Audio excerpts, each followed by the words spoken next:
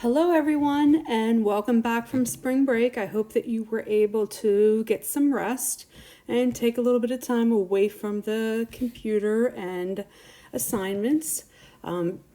This week you're going to see that as we go through the agenda and objectives for this week, one thing that I wrote was to complete all of your incomplete assignments as soon as possible.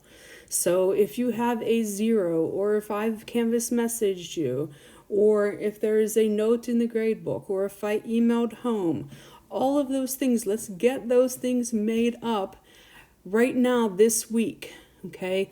This week does not have a ton of work with it. It's a little bit of an introduction. Next week, we start into some really heavy content as we push towards the end of the semester.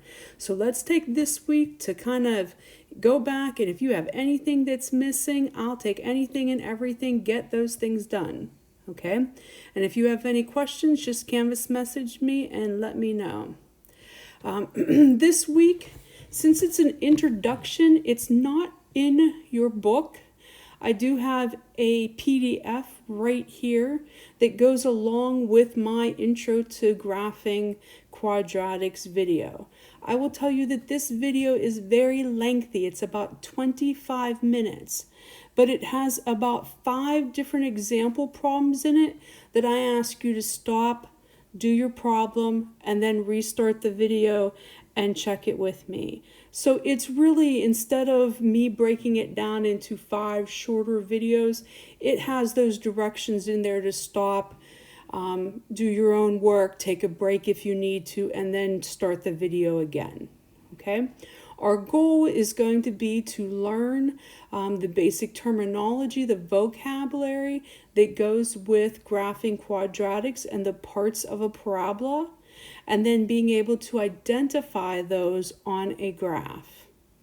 You'll have 2 formative assessments here. Once again, they're assigned on April 12th, so they're due on April 19th.